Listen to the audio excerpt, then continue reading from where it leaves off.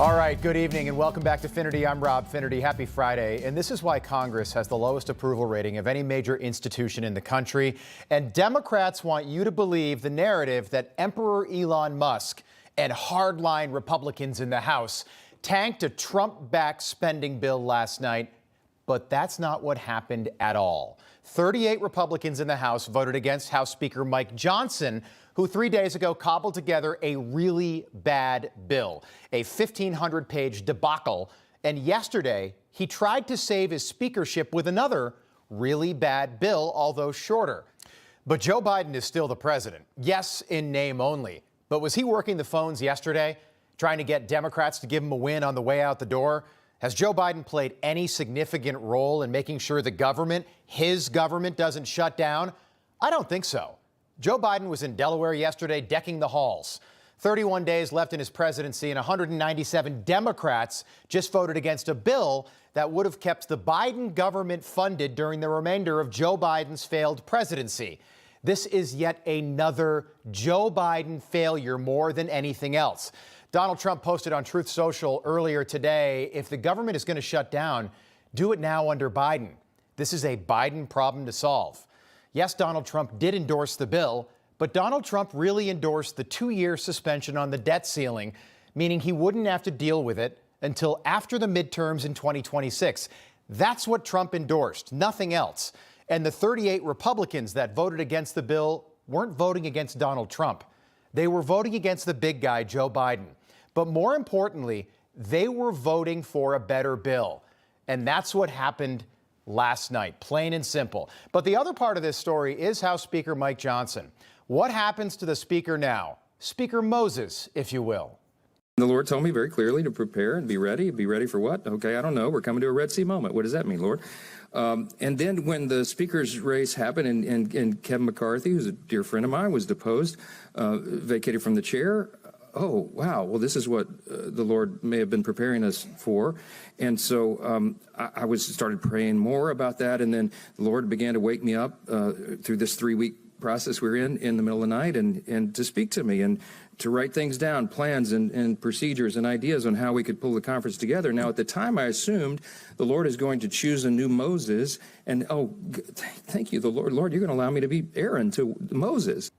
Sadly for Speaker Moses right now, his speakership is very much in trouble. And the same 38 Republicans that tanked the bill last night could tank his speakership on January 3rd. Mike Johnson is not Kevin McCarthy, but he's close. He's a man right now who always seems to be just teetering on that line between country club, Chamber of Commerce, Republican, and MAGA.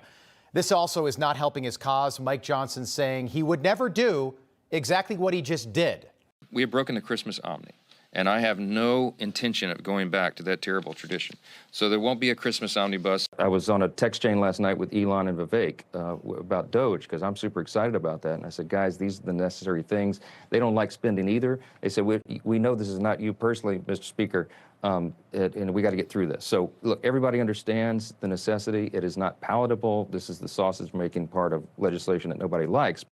And we got a Christmas omnibus. So Christmas is about to happen. The world will hit pause for a few days. But on January the 3rd, Congress is back. And the no confidence vote that doomed Kevin McCarthy in October 23 could happen all over again to Mike Johnson.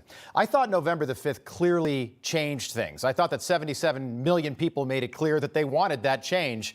But apparently nobody told Mike Johnson, because the Republican Speaker of the House, again, a Republican, allowed stuff to find its way into this bill that made absolutely no sense at all. A bill that was supposed to be about helping American farmers and about helping people affected by the hurricanes also gave members of Congress already making $180,000 a year a pay raise. Now, I'm not saying members of Congress should never get a pay raise, but maybe not right now.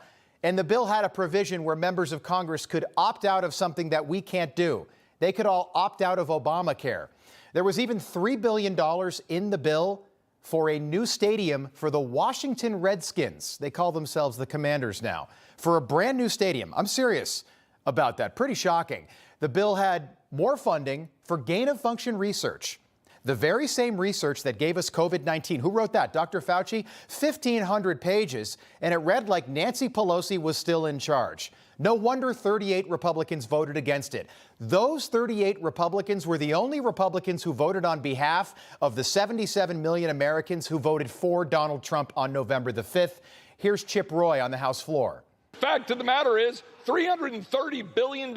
Congratulations, you've added to the debt since you were given the majority again on November 5th. It's embarrassing. It's shameful. Yes, I think this bill is better than it was yesterday on certain respects, but to take this bill yesterday and congratulate yourself because it's shorter in pages, but increases the debt by $5 trillion is asinine. Chip Roy is not the villain, and Chip Roy should not be primaried. The truth is, right now, Mike Johnson could have done this bill at any time. Congress could have voted to fund the government the day after the election. They could have voted to fund the government on July the 4th. But for whatever reason, they always wait till Christmas, when members have one foot in the chamber and the other in a punch bowl with Cousin Eddie full of eggnog back at home. Every year it's the same thing, and that's got to stop. Information. Truth is freedom. Is Newsmax. It's real news for real people.